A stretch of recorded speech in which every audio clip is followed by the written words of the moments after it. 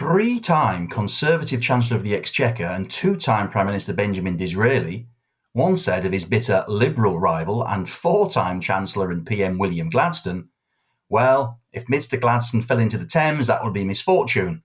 And if anybody pulled him out again, that would be a calamity. They don't do political insults like that anymore, which in some ways seems a bit of a shame to me. But I promise you, I'm not here to discuss politics. I'm here to look at the budget purely from the narrow perspective of financial markets and not to take political sides either on my own behalf or that of my employer. So if you could bear that in mind for the next few minutes, I'd be enormously grateful. Now, perhaps as you might expect, given that the budget had been fairly extensively leaked in advance, financial markets largely took the hour-long speech in their stride. When Chancellor Rishi Sunak stood up at 12:35 p.m, the FTSE 100 was almost exactly unchanged at 72.75. The pound stood at €1.1824 and $1.3722 against the US dollar. And then the benchmark 10-year government bond or gilt yield was 1.064%. Now, after Mr Sunak sat down just over an hour later and after a good few glasses of water rather than the traditional glass of scotch, the FTSE 100 was down by 0.1% at 72.67. The pound had made minor gains against both the euro and the dollar to 118.28 and 137.47 respectively. And the benchmark 10-year government bond or gilt yield was 1.045%. That small drop in yields, small increase in bond prices, would both suggest that would-be bond vigilantes took the planned tax cuts in their stride and were happy at the launch of a new Charter of Budget Responsibility to ensure that fiscal rules are met and borrowing reined in. Now, let's be fair, we've been here before. The Cameron-Osborne administration had its own fiscal rules, which were eventually scrapped when circumstances required. But bond investors clearly liked the sound of the plan to ensure that the national debt must fall as a percentage of GDP, even if we must point out here that inflation would help, pure by dint of maths, by boosting the nominal value of GDP. Now, beyond those headlines, there have, however, been some dramatic individual share price moves for investors to ponder and consider.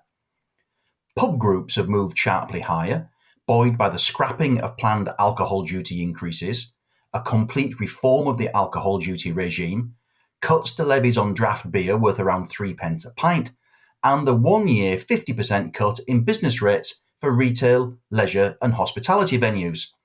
By the time the Chancellor had sat down, shares in JD Wetherspoon were up 10%, Revolution Bars 6%, and Mitchells and Butlers 5% and Marston's 5% each. House builders gained a little bit of ground as the government pressed ahead with its drive to increase the number of houses that are being built, while the 4% residential property developers tax on house builders' profits above £25 million, well, that proved to be no worse than expected.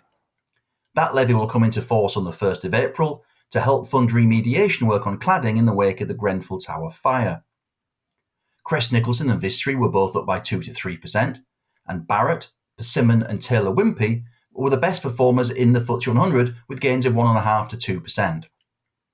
However, AIM quoted Harworth doesn't seem particularly moved by the £1.8 billion set aside for the redevelopment of brownfield sites, even though that's the Northern firm's specialty and its shares are roughly unchanged. Elsewhere, EasyJet's up 2% and Jet2 and International Consolidated Airlines are up 1% after cuts to air passenger duties, at least for short haul. The banks, they're flat to down, with Barclays the biggest fall at around a % drop as the Chancellor retained the 3% surcharge on bank profits over and above corporation tax. However, Mr Sunak did increase the annual allowance on this levy for challenger banks to £100 million, and shares in OSB are responding positively to that with a 2% gain. The 6.6% increase in the national living wage, public pay sector rises, £130 billion infrastructure investment programme, net zero initiatives, they'd all been well trailered and therefore don't seem to be making as much of an impact from the narrow perspective of financial markets, even if they may be welcomed by many. No doubt consumers will also be pleased by the decision to scrap the planned increase in fuel duties, which will keep those unchanged for the 12th year in a row in the wake of the sharp increase in oil and gas costs.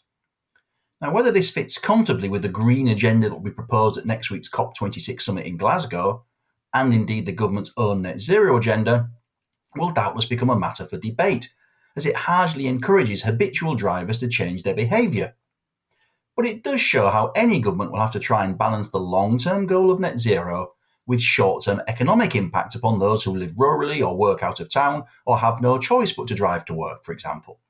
As the American economist Thomas Sowell once argued, there are no solutions, only trade-offs. Thank you for watching, and keep well.